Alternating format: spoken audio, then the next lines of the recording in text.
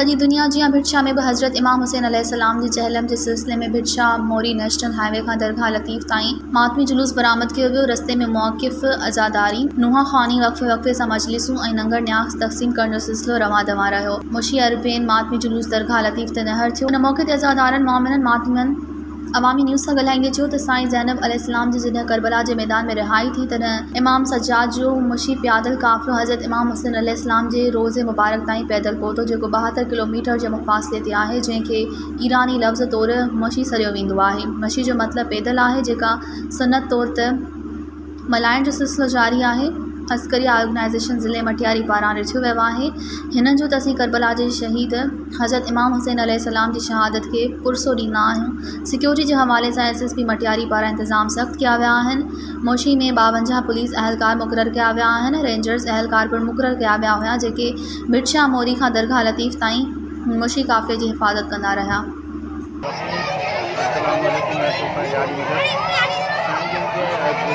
मशी जो मक़सद है पैदल हलन, ठीक है, जेका ज़ैनब सलामुल्लाह अलैहा जी सुन्नत है।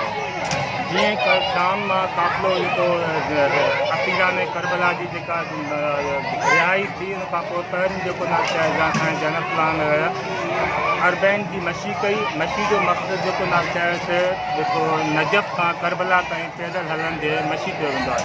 इन में मौला इमाम सलाम जी चहलम जेको नाश्ता आहे मल्हायो वेंदो आहे।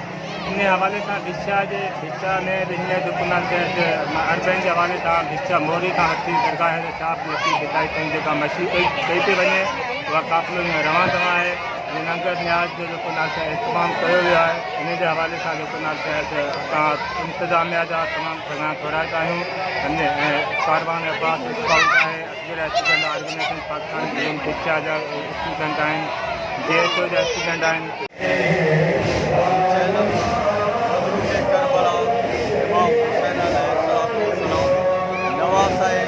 सरकार तो आलम फर्जंदे मौलाए कायनात अली बिन अबू तालिब अलैहिस्सलाम अज प्यारो जेको आहे मौला हुसैन अलैहिस्सलाम जी चहलम जो ॾींहुं आहे। पूरी कायनात में, पूरी दुनिया में, इन जहान में हर अज़ादार मौला के पुरसो ॾेई रहियो आहे। अॼु सरकार लतीफ़ भिटशा शहर में भिटशा मोरीअ खां चहलम जो जुलूस जेको आहे, मशी जो जुलूस आहे, जेको रवानो आहे, जेको बिस्मिल्लाह सरकार दरबार में हली रहियो आहे। सभई मोमिन पंहिंजी इबादत करे रहिया आहिनि। सभिनी मोमिननि अज़ादारनि खे जिते पैगाम वञी रहियो आहे। सभई इमाम हुसैन अलैहिस्सलाम खे पंहिंजो अज़ादारी जो पुरसो ॾेई पंहिंजी इबादत कंदा। सभई मोमिन अॼु क़यामत जो ॾींहुं आहे। इहो ज़ैनब सलामुल्लाह अलैहा मौला सज्जाद अलैहिस्सलाम जी सुन्नत आहे।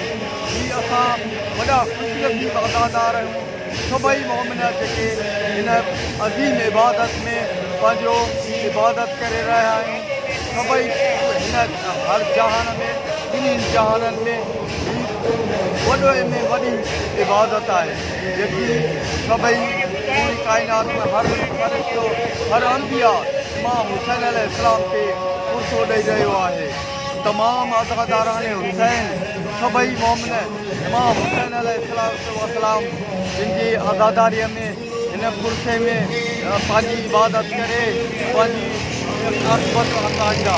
मौला ते करोड़े ज़ाहिन जेके नजफ़ खां पैदल हली तक़रीबन 96 किलोमीटर सफ़र तय करे करबला मौला हुसैन अलैहिस्सलाम जा चल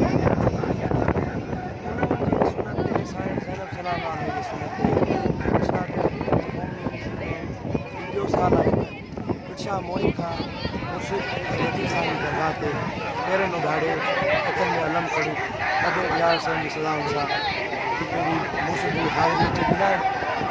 ऐं हींअर तव्हां ॾिसो पिया त मुंहिंजा ॿार औरतूं अमाऊं असांजा भाइर ऐं सभु दवा दवाने सफ़र में इंशाअल्लाह जेतिरी हयाती आहे इहो सिलसिलो असां जारी रखूं। मज़ीद ख़बरनि ऐं तफ़सीलात लाइ विज़िट कयो असांजी वेबसाइट www.awamiNewsHD.com ऐं ॾिसंदा रहो अवामी न्यूज़ HD।